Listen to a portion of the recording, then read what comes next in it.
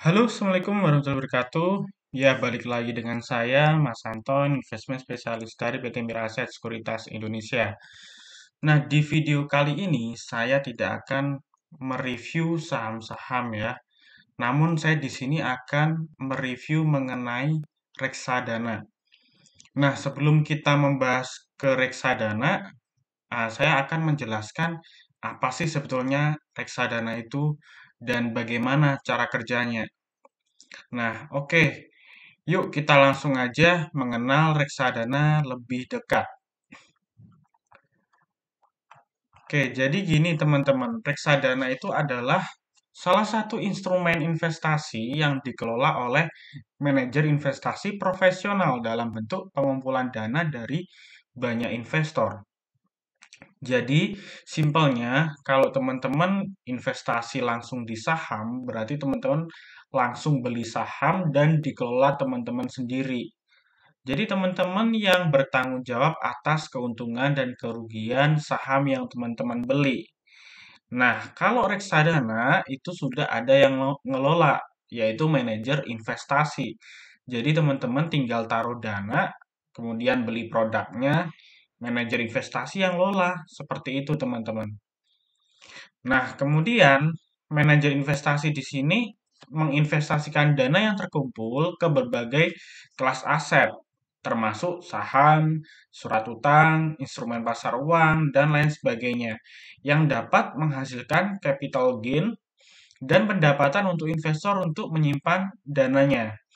Kemudian, portofolio reksadana dikelola untuk dapat memenuhi tujuan investasi dan kebijakan yang dijelaskan dalam prospektus reksadana atau fund fact sheet. Oke. Nah, berikutnya teman-teman yang harus tahu adalah nilai aktiva bersih atau NAB. Jadi NAB ini adalah jumlah total dana kelolaan yang dikelola oleh manajer investasi atas produk reksadana atau total unit penyertaan.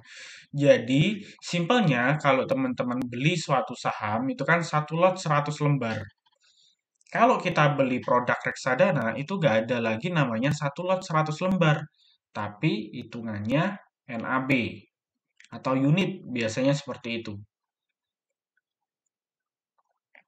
Nah, jenis-jenis reksadana itu dibagi empat macam. Yang pertama adalah reksadana pasar uang. Nah, jenis reksadana ini memiliki kebijakan investasi 100% pada instrumen pasar uang atau surat berharga dengan jatuh tempo kurang dari 1 tahun dan cocok untuk profil investor yang sangat konservatif dengan risiko yang relatif rendah. Contoh nih Bapak Ibu, misalnya portofolio dari aset Bapak Ibu itu 80% masih di deposito bank. Artinya Bapak Ibu itu masih tergolong sangat-sangat konservatif karena tidak berani investasi di tempat yang lain yang agak lebih beresiko. Dan saham pun mungkin Bapak Ibu cuma taruh 10% dari total aset yang dimiliki. Nah, itu biasanya tipikal orang yang konservatif.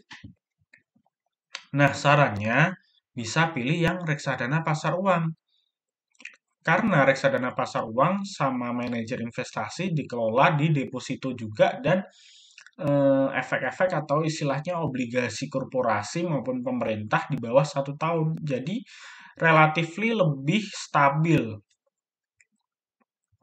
Kemudian ada lagi reksadana pendapatan tetap. Kalau reksadana pendapatan tetap di sini 80% minimal ini bersifat utang atau efek bersifat obligasi. Jadi 80%-nya sama manajer investasi dikelola ke obligasi pemerintah atau obligasi korporasi. Nah, ini untuk reksadana pendapatan tetap. Makanya kenapa kok dinamakan pendapatan tetap? Karena obligasi pemerintah, obligasi korporasi itu kasih yield atau istilahnya kupon dalam jangka waktu tertentu dan itu adalah sifatnya fixed rate. Nah, makanya dikasih nama reksadana pendapatan tetap. Nah, produk ini cocok untuk investor konservatif ke moderat karena memiliki diversifikasi yang baik. Nah, biasanya orang yang mungkin porsi depositonya ya lumayan besar tapi nggak terlalu besar. Jadi sudah dipecah ke saham atau ke obligasi dan lain sebagainya. Nah, ini cocok beli reksadana pendapatan tetap. Nah, di sini saya hanya menyarankan untuk beli reksadana pasar uang, reksadana pendapatan tetap, dan yang terakhir reksadana campuran. Loh, kenapa Mas? Ya, karena di sini kita tahu ada 4 kategori atau jenis reksadana. Ada pasar uang, pendapatan tetap, campuran, dan reksadana saham atau indeks. Namun reksadana saham ini saya tidak menyarankan karena faktanya di reksadana di Indonesia itu sendiri, semua produk reksadana saham itu rata-rata yield-nya jelek atau kurang bagus, rata-rata turun seperti itu. Ya, kita namakan biasanya reksadana saham kan berarti kan high risk karena minimal 80% semuanya masuk ke instrumen saham. Jadi kalau misalnya IHSG turun, reksadana saham juga ikut turun gitu. Belum lagi kalau misalnya kelolaan portofolionya ke saham-saham yang agak beresiko atau saham-saham yang katakanlah second liner atau third liner, saham-saham gorengan apalagi ya pasti eh, kinerjanya bisa saja jadi jeblok gitu loh. Selain itu, apabila teman-teman Bapak Ibu sudah punya investasi saham, ngapain kita istilahnya beli reksadana saham? Karena kita sudah terjun langsung di investasi saham. Kalau reksadana campuran ini memiliki kebijakan investasi 79% pada instrumen pasar uang, obligasi, dan saham. Jadi ini semuanya dicampur Bapak Ibu. Ada pasar uang, ada obligasi, ada saham. Dan sahamnya porsinya juga nggak begitu besar. Jadi kalaupun saham di Bursa Efek Indonesia kebanting, masih ditolong oleh pasar uang yang di dalamnya ada deposito, kemudian ada obligasi, dan lain sebagainya. Seperti itu. Oke, judul berikutnya adalah menjalani kehidupan terbaik dengan reksadana untuk mewujudkan financial goal lebih mudah dengan reksadana. Investasi aman dengan reksadana. Nah, jadi selain kita melihat bahwasannya reksadana itu ternyata ada 4 jenis, di sini kita melihat bahwasannya reksadana itu adalah pelindung aset Anda dari inflasi. Berinvestasi di reksadana dapat memberikan potensi return yang dapat melindungi dari inflasi. Dengan reksadana, Anda dapat mengurangi dampak fluktuasi pasar dan meminimalisir kerugian portofolio investasi. Nah, oke. Berikutnya, reksadana juga sangat berguna untuk dana darurat. Jadi dana darurat itu penting Bapak Ibu untuk kebutuhan mendesak. Jika terjadi sesuatu yang mendadak, misal amit-amit kita nggak minta, misal kita terjadi PHK atau Bapak Ibu bisnisnya lagi down atau bangkrut gitu. Nah, tentunya Bapak Ibu harus punya spare cadangan uang dingin untuk mengcover kebutuhan anak istri ya yang sudah punya istri atau sudah punya anak, kalau masih single ya kebutuhan Bapak Ibu sendiri. Nah, di sini ada aturannya. Kalau menurut financial planner, lajang itu butuh 6 kali dari jumlah pengeluaran.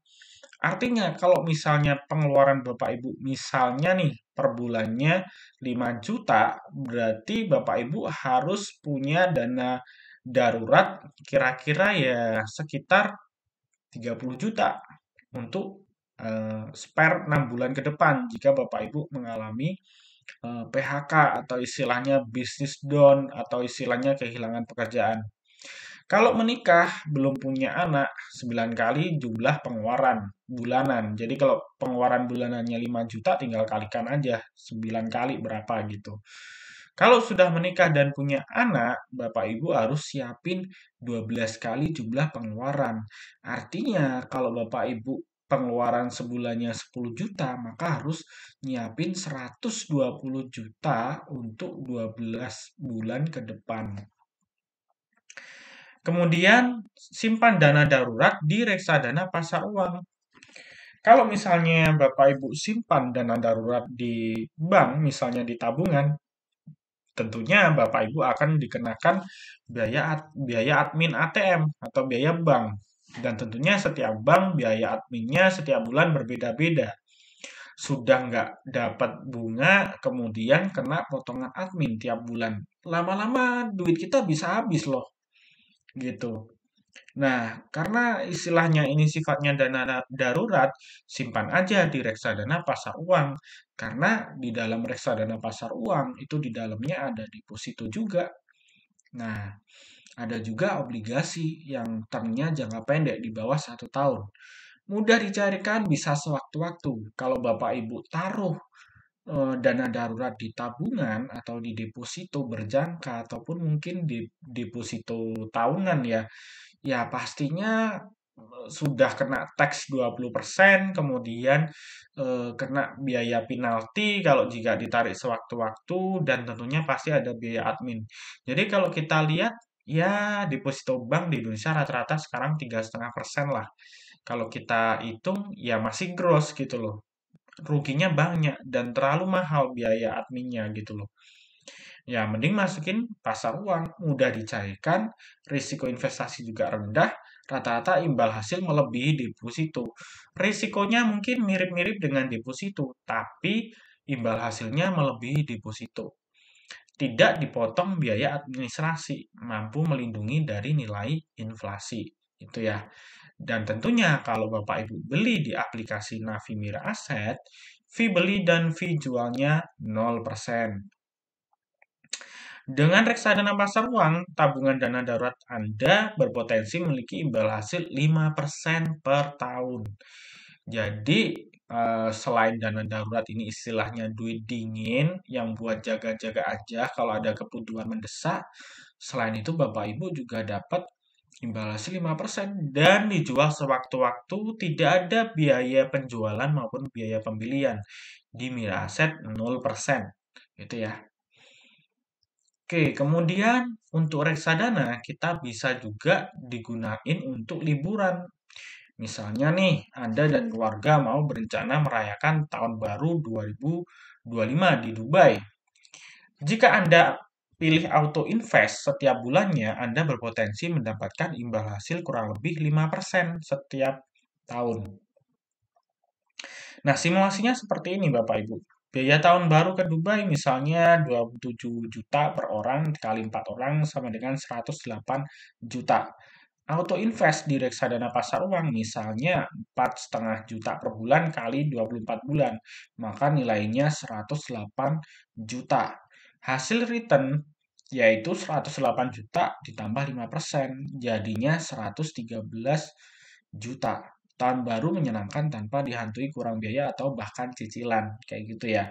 Jadi bahkan liburan aja kita perlu harus planning ya kebutuhannya. Jadi biar istilahnya duit kita di deposito atau di tabungan lainnya biar aman gitu loh. Nah, kemudian dana pendidikan menjadi ringan karena reksadana. Jadi yang pertama tadi selain kita gunain untuk dana darurat, bisa buat liburan, kemudian bisa buat dana pendidikan. Dan ini mungkin Bapak Ibu yang terlalu apa ya, acuh dengan pendidikan sekarang ini. Padahal inflasi pendidikan di Indonesia itu bahkan minimal mencapai 10% Bapak Ibu. Nah, kalau misalnya kita nggak pinter-pinter ngelola duit untuk dana pendidikan anak kita, ya istilahnya duit kita akan menguap saja seperti itu. Nah, besarnya biaya pendidikan untuk membuat lumrah jika kita mempersiapkan dari jauh-jauh hari. Nah, oke. Nah, ini adalah rata-rata biaya yang terus naik ya. Jadi sekolah dasar sampai menengah atas itu 10 sampai 15% per tahun. Perguruan tinggi bahkan 30 sampai 45% per tahun. Nah, target penggunaan dana pendidikan kurang lebih 5 tahun dengan reksadana saham imbal hasil 15%. Nah, ini saya ralat ya, ini saya ralat. Jadi mungkin bisa pakai patokan yang reksadana campuran. ya karena di reksadana saham ini agak berisiko gitu ya. Ini juga tergantung IHSG. Jadi pilihannya bisa pilih ke reksadana campuran dengan imbal hasil kurang lebih 10% per tahun. Kemudian reksadana pendapatan tetap 7%, kemudian reksadana pasar uang kurang lebih 5% per tahun. Oke. Kemudian reksadana selain tadi bisa digunain untuk dana darurat, kemudian digunain untuk liburan, kemudian untuk dana pendidikan, ternyata reksadana juga bisa loh untuk masa tua atau pensiun. Jadi, jangan menunda untuk mempersiapkan pensiun. Mumpung Bapak Ibu sekarang misalnya masih muda, misalnya masih umur 25 sampai 40, ya disiapin segera mungkin gitu loh. Karena semakin kita berumur, kalau kita nggak siapin pensiun, ya kita akan apa ya, akan sulit nanti untuk menyesuaikan kebutuhan kita di masa tua gitu ya. Nah, kemudian mengumpulkan dana pensiun sebaiknya dilakukan dari usia 20 tahun. Nah, ini paling idealnya di usia tersebut gitu ya. Nah, ini adalah grafiknya. Kemudian kita lihat dana pensiun yang disimpan di reksadana saham berpotensi imbal hasil 15%. Nah, ini sekali lagi saya ralat, jangan taruh di reksadana saham, tapi taruh di reksadana pendapatan tetap atau campuran seperti itu. Oke, selanjutnya apa sih perbedaan reksadana dengan deposito bank? Deposito memiliki bunga tetap rata-rata 4,5% tergantung kondisi market dan sesuai dengan pilihan tenor. Padahal normalnya kalau bank-bank gede ya mungkin sekitar 3,5% sampai 4% saja sih. Dan itu gross atau kotor, belum dipotong teks 20% atau pajak 20%. Kemudian tanpa resiko. Ya, dibilang tanpa resiko, ya iya, dibilang ada resiko, ya sebetulnya iya juga sih. Kenapa saya bilang seperti itu? Karena di sini ada keterangan dana dijamin oleh lembaga penjamin simpanan atau LPS hingga 2 miliar per nasabah per bank dengan tingkat suku bunga 4%.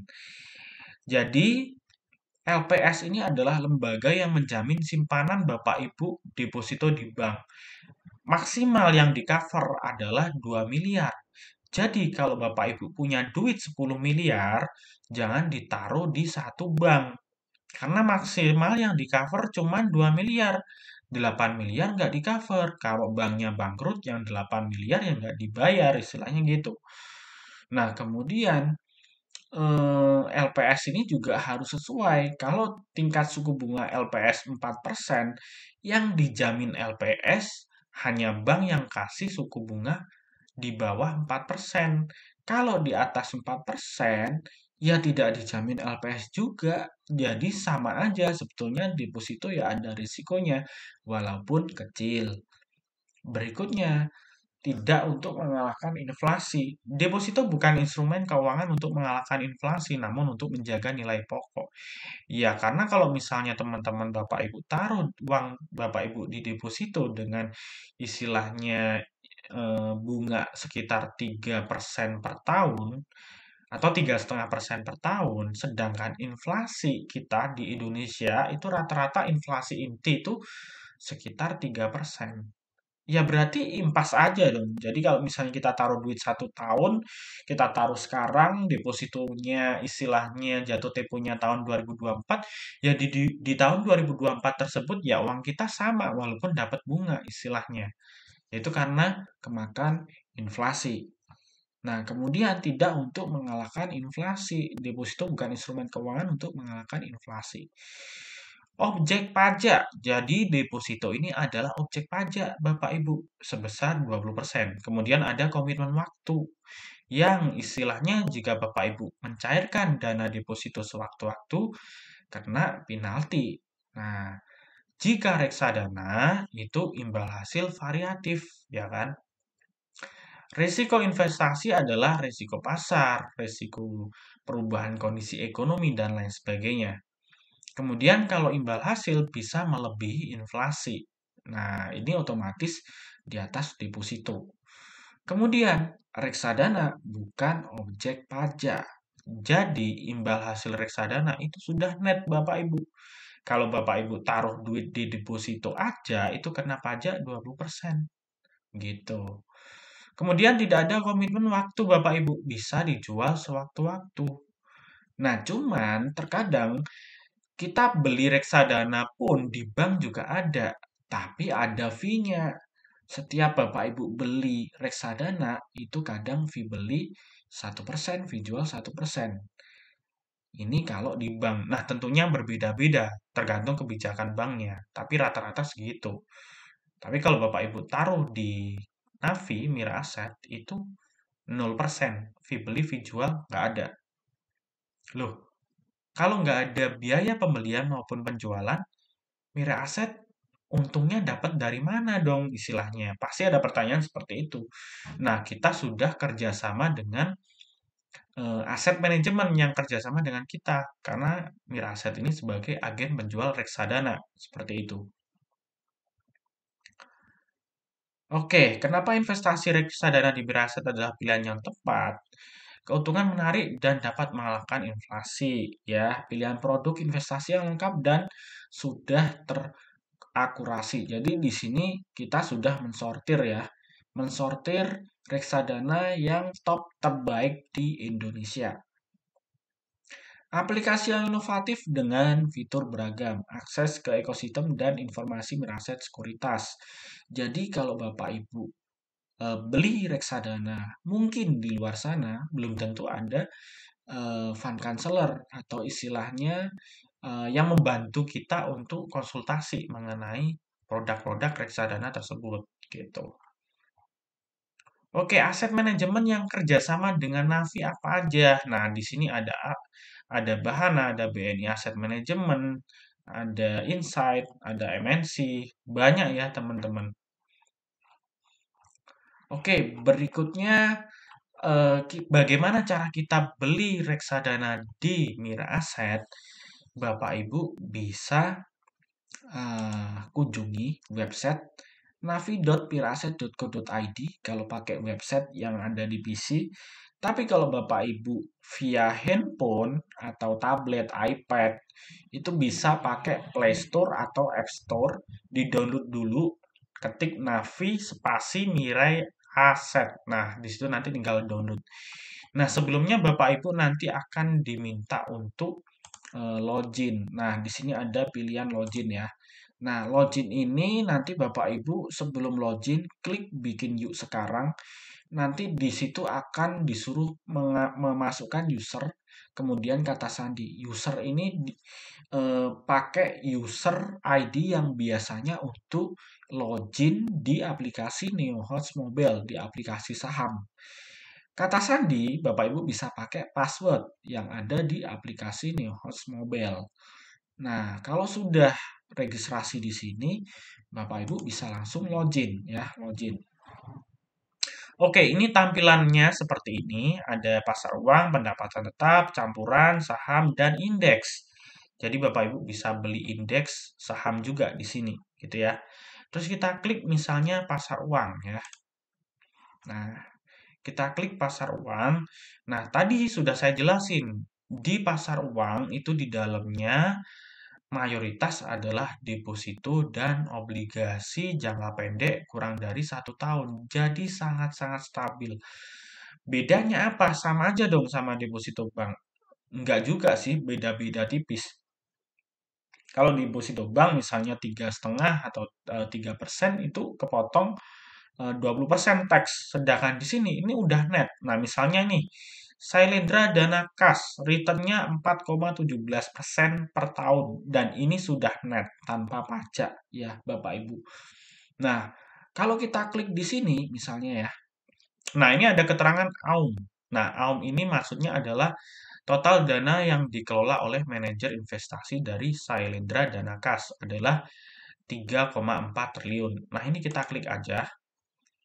Nah, di sini ada namanya unit sebelumnya, harga unit rata-rata terakhir, ya gitu ya.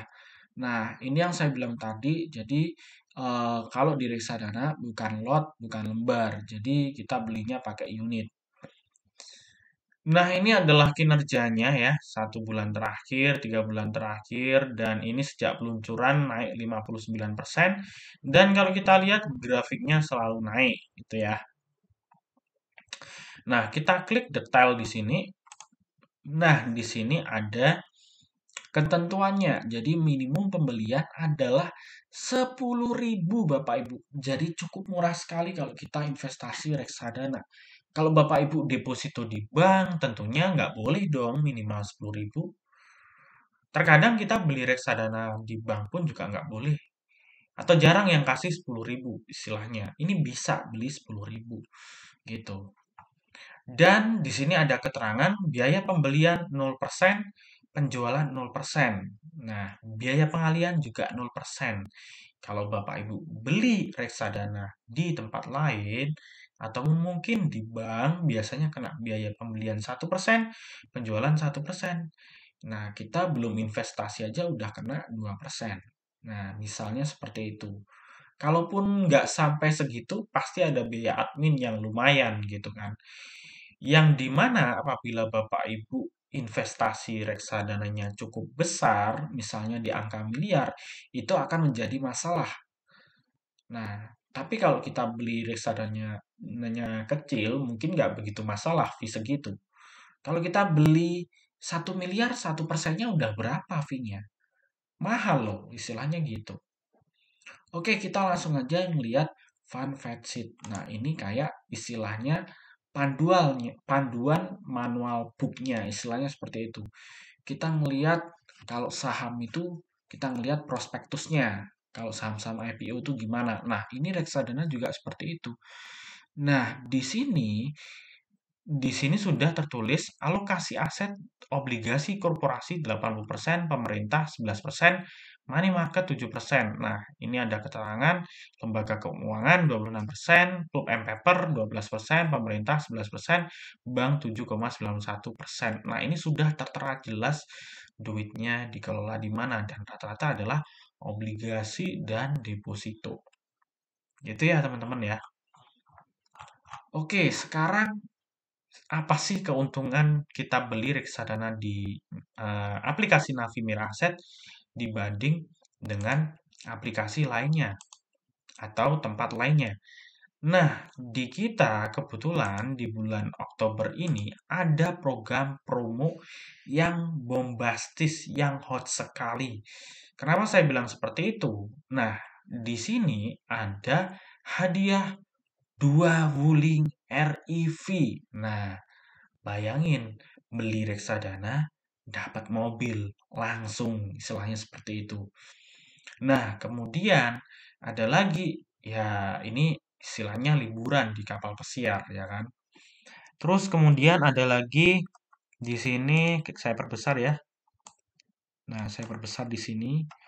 Di sini ada eh, iPhone 15 Pro Max, 2 Galaxy S23 Plus. Kemudian ada lagi di sini 40 gold antam ya, 5 gram dan 100 gold 1 gram ya. Bagaimana caranya mendapatkan ini? Nah, di sini ada ketentuannya Bapak Ibu. Nah, di sini ada term conditionnya. Oke, saya perbesar ya, sebentar. Oke, jadi hadiah ini langsung dikasih untuk minimal pembelian 100 miliar. Ini hadiahnya mobil Wuling REV ya. Nah, kuotanya 2, ini tanpa diundi, tapi yang paling cepat ya, yang paling cepat. Periodenya 2 Oktober sampai 30 November. Di luar itu pembeliannya tidak terhitung. Dan kemudian harus simpan sampai 2 Januari 2024 gitu ya. Untuk pembelian 50 miliar dapat 2 tiket ini dan ini satu tiketnya bisa buat sepasang ya. Rutenya Singapura, Penang, Malaysia, Phuket, dan Thailand. Ini ya. Kemudian ada lagi 40 miliar. Nah, ini Alpha One Motor EV. Nah, kuotanya juga 2. Kemudian ada lagi 20 miliar itu iPhone 15 Pro Max. Kuotanya juga 2 orang saja. Nah, kemudian ada juga 5 miliar Samsung Galaxy S23, 2 orang saja. 5 miliar Samsung Galaxy Z Flip, 2 orang saja. Dan 100 juta itu dapat emas 5 gram, kuota cuma 40 orang saja. Dan 10 juta ini 1 gramnya 100 kuota ya. Dan ini baru launching Bapak Ibu, baru launching. Jadi ini adalah promo yang sangat menarik, sangat bombastis. Jadi selain Bapak Ibu beli saham di aplikasi Neohans Mobile, Bapak Ibu juga bisa beli reksadana melalui aplikasi Navi Mira Aset, download di Play Store atau App Store atau di website Miraset, navi.miraset.co.id.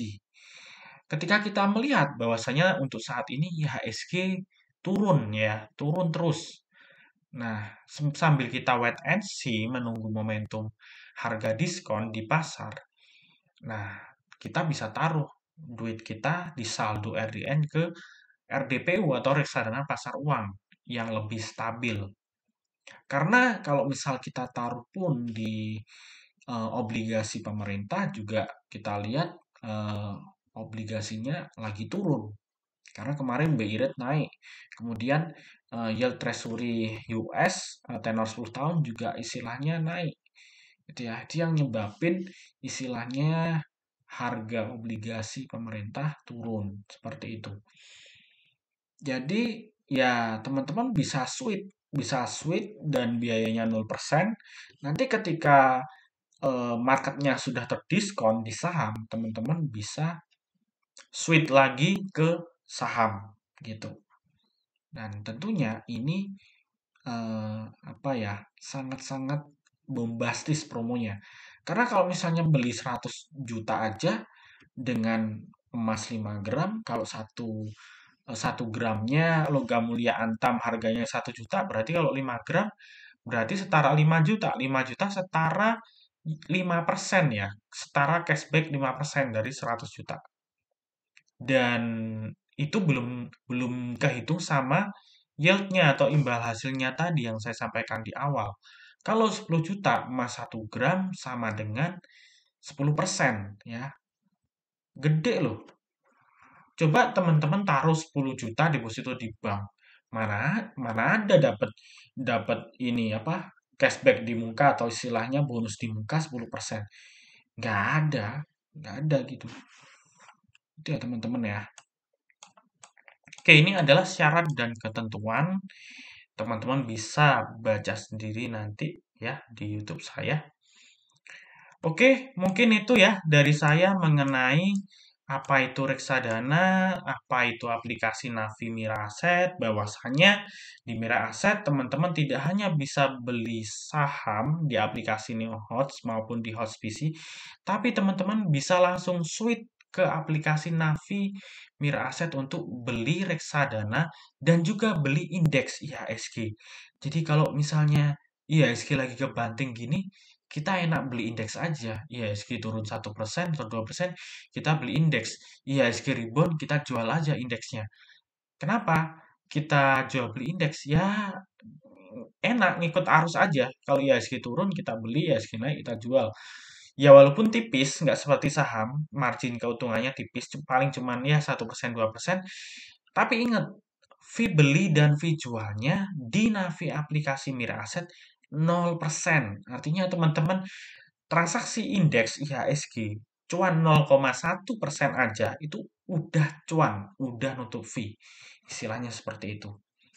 Oke, mungkin itu dulu dari saya. Terima kasih atas perhatian teman-teman. Semoga bermanfaat. Happy cuan selalu.